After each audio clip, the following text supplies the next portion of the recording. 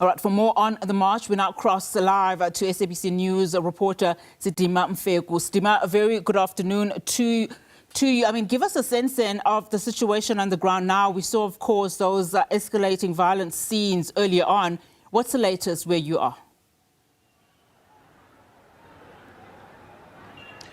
Well, Unati, the police now are trying to, clean the streets. They're trying to disperse all crowds right here in Kugombo. I am currently standing just outside the City Hall where the Deputy Minister for Cooperative Governance and Traditional Affairs, Zolile Benz Namashe, was meeting with the traditional leaders that were part of that march, that peaceful march that was meant to remain peaceful until the handing over of their memorandum of demands, as well as communication or meeting with authorities in the Buffalo City Metro as well as the province about really what are the plans from a government point of view regarding,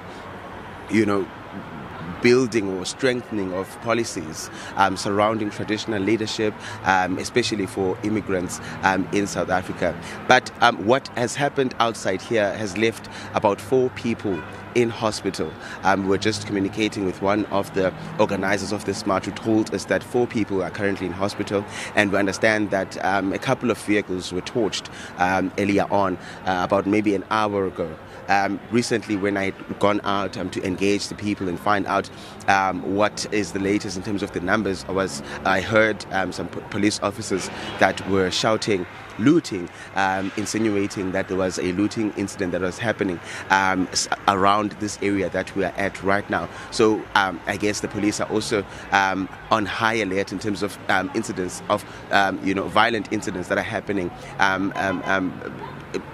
in relation to what is happening here right now. As I was saying earlier on, that the main issue here is that the number of police officers on the ground really is being overpowered by the number of marchers or people who are, some of whom are engaging in the violent act and some who are just around the area. So it's difficult for the police to manage the situation currently, and that is why it's easy for people to move from one area. When they're dispersed here, they move to another location, and in that location they arrive there and do these engage in these violent acts that we have seen. It was very difficult for the police to manage the crowds earlier on, and the situation was quite intense.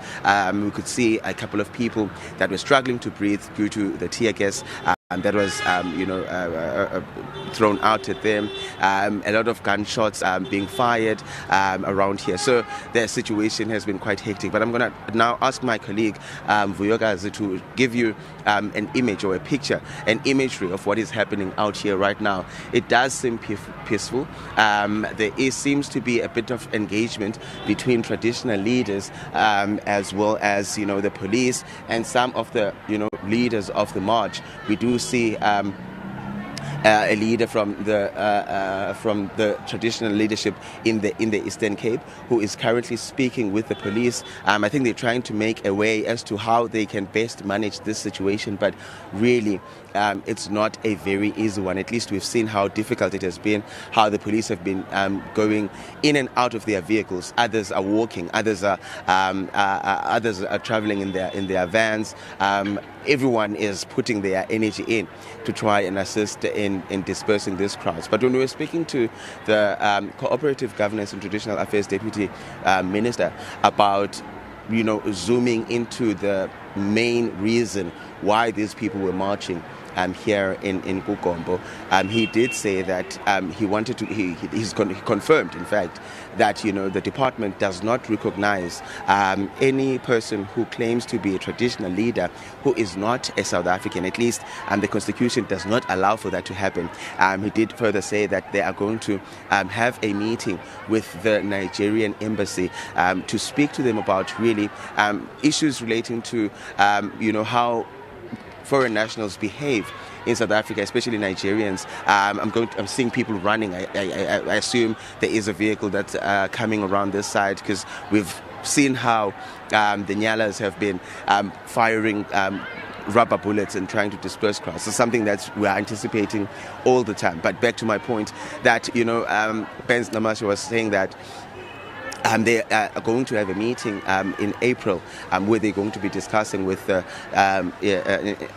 Nigerian embassy as well as the presidency. They're going to be speaking about issues that relate to, the conduct of foreign nationals, particularly Nigerians in South Africa, and also zoom deep into the issue of traditional leadership. You understand that, the province of the Eastern Cape as well as KwaZulu-Natal, these are provinces that are quite deep-rooted in tradition and culture, and it means it is something that is very important to them. And they were saying that the arrangements have also been made for the traditional, in fact, for the person, the said Igbo king that was coronated here in Kukombo City. There are arrangements for that man to visit the traditional homes, the homes of traditional leaders here in the Eastern Cape, to sort of apologize and render their token of apology to traditional leadership in South Africa, in the Eastern Cape, and apologize for what had happened. And we do know that these are plans that are said to have been made for between April and May.